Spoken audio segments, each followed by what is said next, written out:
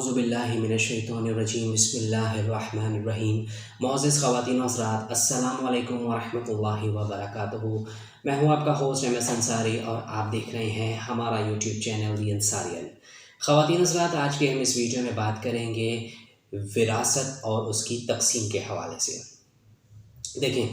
مرنے والا انتقال کے وقت اپنی ملکیت میں جو کچھ بھی منقولہ غیر منقولہ مال و جائیداد، نقد روپیہ، زیورات، کپڑے اور کسی بھی طرح کا چھوٹا بڑا سامان چھوڑتا ہے، خواہ سوئی دھاگا ہی ہو اور ازروع شریعت، وہ سب اس کا کیا ہے، ترکہ ہے۔ انتقال کے وقت اس کے بدن پہ جو کپڑے ہوں وہ بھی اس میں داخل ہیں۔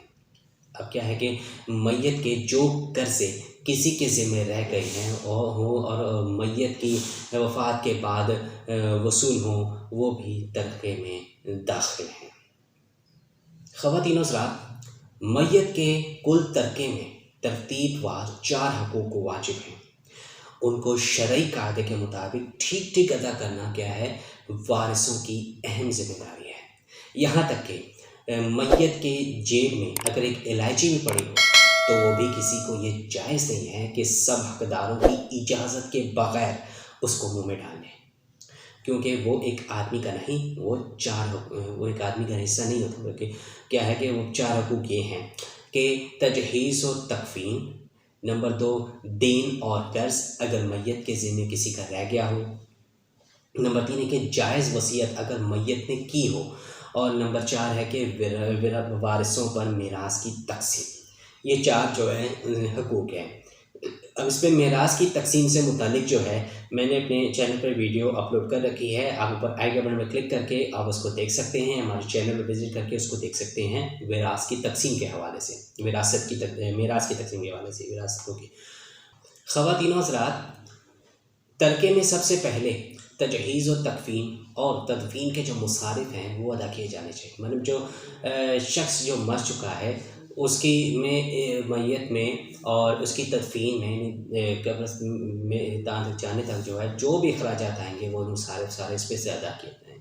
پھر کیا ہے کہ اگر ترکے میں سے بچ گیا ہے تو پھر کیا ہے کہ میت کے جو ذمے جو لوگوں کے جو قرضے ہیں جو اس نے لیے ہوئے تھے وہ سارے کے سارے ادا کیے جائیں، یہ بھی جو ہے ضروری ہے۔ اس کے بعد اگر کچھ باقی رہ جاتا ہے تو اس میں سے 1/3 کی حد تک میت کی جائز وصیت پر عمل کیا جائے، اور بقیہ جو 2/3 ہیں وہ بطور میراث سب وارثوں کو شرعی حصوں کے مطابق تقسیم کیا جائے، اور اس میں کوئی ایسا جو ہے وہ غلط طریقہ نہ استعمال کیا جائے۔ جو اسلام نے جس طریقے سے وراثت کو تقسیم کرنے کا حکم دیا ہے اسی کے اصول کے مطابق جو ہے اس کو تقسیم کیا جائے، اس میں کوئی ایسی چینجز نہ کی جائے بغیر کسی اجازت کے یا بغیر کسی رضامند کے۔ ایون تو یہ کہ آپ اس چیز کو ہی فالو کریں جو اللہ تعالیٰ نے اپنی کتاب میں جو حکم دیا ہے جس حوالے سے۔ اگر میت کے ذمے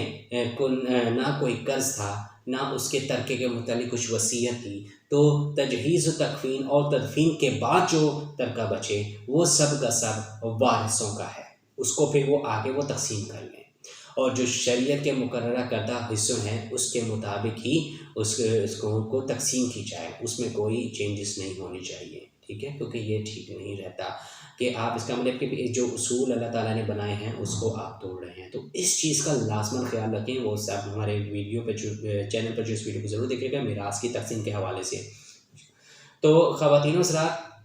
یہ وراثت کی تقسیم کے حوالے سے میں نے آپ کو اس میں ایکسپلین کیا ہے۔ باقی آپ اس حوالے سے کیا سوچتے ہیں، کیا رائے رکھتے ہیں، ہمیں کمنٹ سیکشن میں ضرور بتائیے گا۔ اگر آپ کو آج کی ویڈیو ہماری پسند آئے تو اس کو ضرور لائک کریں، اپنے دوستوں کے ساتھ شیئر کرنا بالکل بھی مت بھولیں، اور کمنٹ سیکشن میں اپنی رائے کا اظہار ضرور کیجیے گا، اور ہمیں بھی بتائیے گا کہ آپ کو ہماری ویڈیو کیسی لگی۔ تو ملتے ہیں آپ سے نئی ویڈیو میں نئے ٹاپک کے ساتھ، لیکن جانے سے پہلے وہ التماس کہ ہمارے چینل کو آپ ضرور سبسکرائب کر لیں اور گھنٹی کے نشان کو دبانا بالکل بھی مت بھولیں، تاکہ نئی ویڈیو اپلوڈ ہونے پر آپ کو سب سے پہلے اطلاع ملے۔ تو ملتے ہیں آپ سے نئی ویڈیو میں، تب تک کے لیے اللہ حافظ، جزاک اللہ خیر، السلام علیکم ورحمۃ اللہ وبرکاتہ۔